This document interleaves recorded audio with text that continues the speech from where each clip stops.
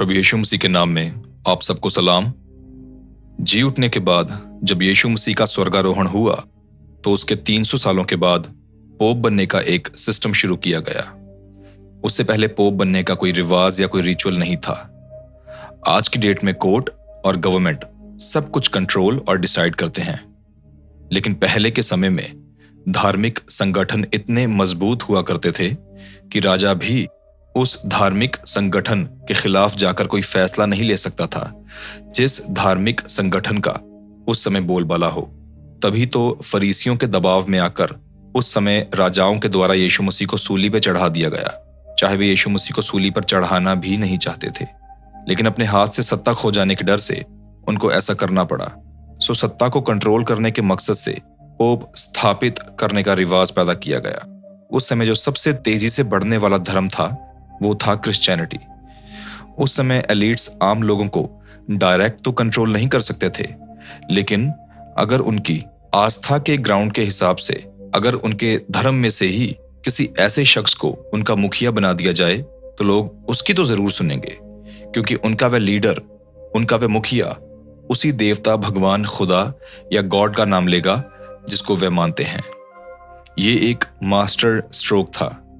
लेकिन जब से पोप बनने का रिवाज शुरू हुआ है तब से लेकर आज तक कभी भी कोई अमेरिकी पोप नहीं बना है। किसी भी अमेरिकन शख्स को कभी भी पोप बनने के लिए नहीं चुना गया है। बट मार्च में और मई की स्टार्टिंग में डोनाल्ड ट्रंप ने एक AI जनरेटेड तस्वीर जारी की जिसमें उसने पोप का पहरावा पहना हुआ था। तब तो लोगों को कुछ खास समझ नहीं आया, लेकिन कुछ समय के बाद 8 मई 2025 को एक घटना घटी।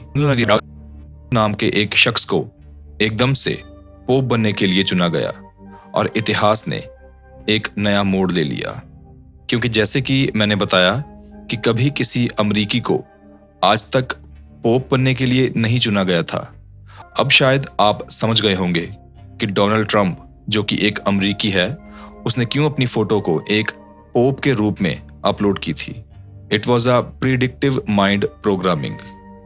ये वर्ल्ड एलिट्स ऐसी चीजें पहले जानबूझकर करते हैं ताकि ये देखा जाए कि अगर ऐसे किसी इंसिडेंट को अंजाम दिया जाए तो लोगों का क्या रिएक्शन होगा।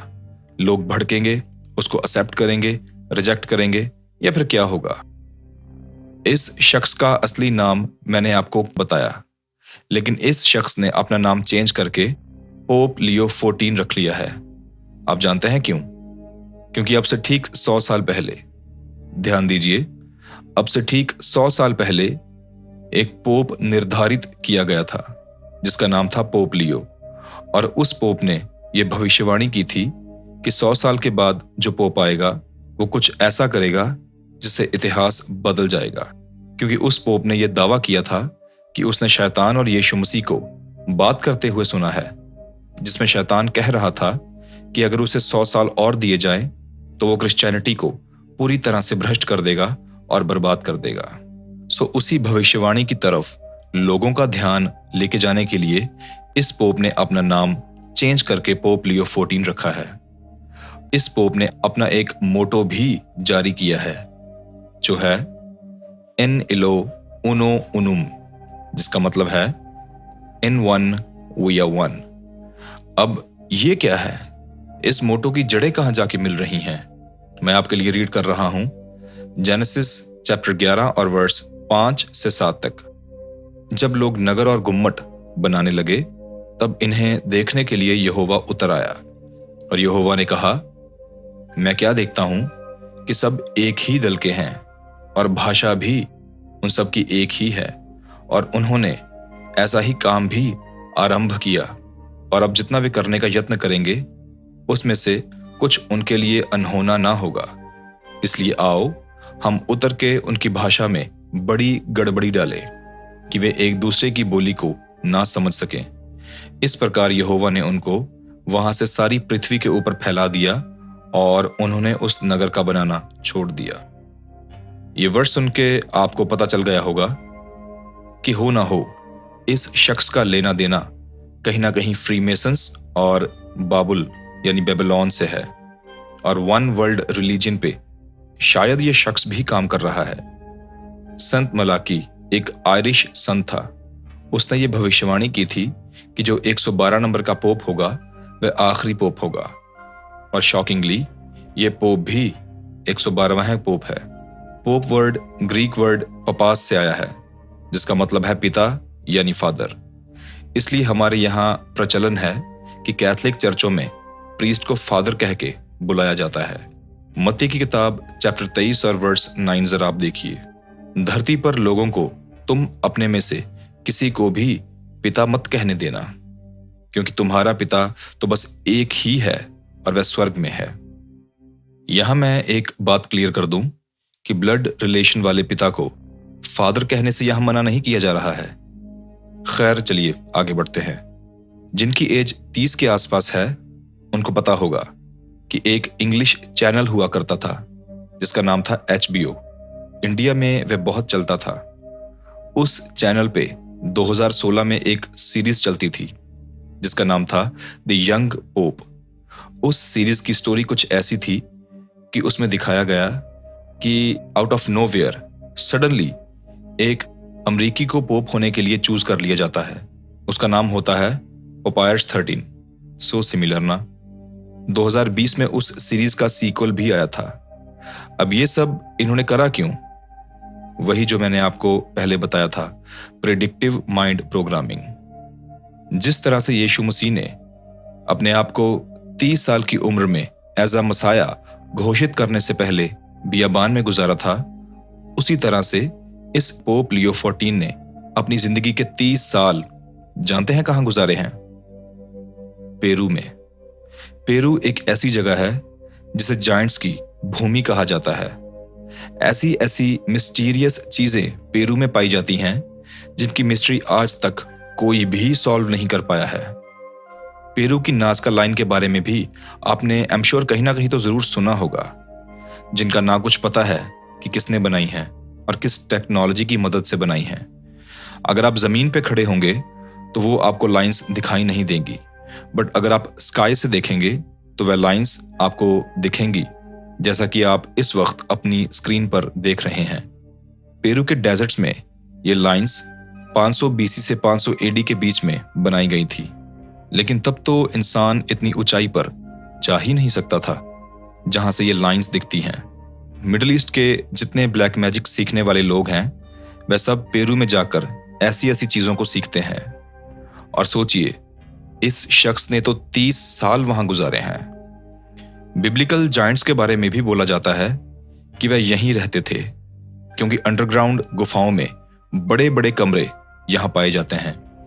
अजीब अजीब स्केलेटन्स और अवशेष यहां पाए जाते हैं।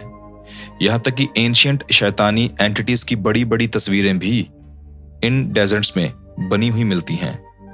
शैतानी अनुष्ठान, रिचुअल्स सब यहां किया जाता है।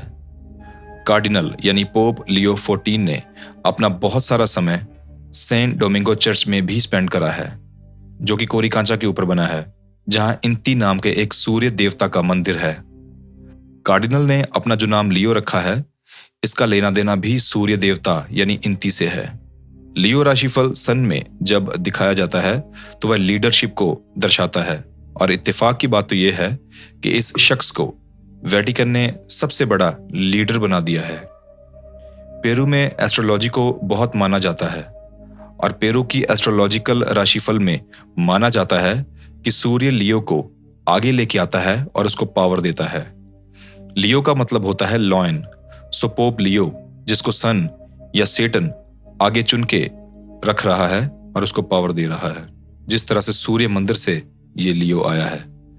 हो सकता है कि कुछ लोगों के लिए ये बातें सेंस ना बनाए, लेकिन पक्का पर्दे के पीछे कुछ ना कुछ तो ऐसा चल रहा है जिसे हम नहीं जानते।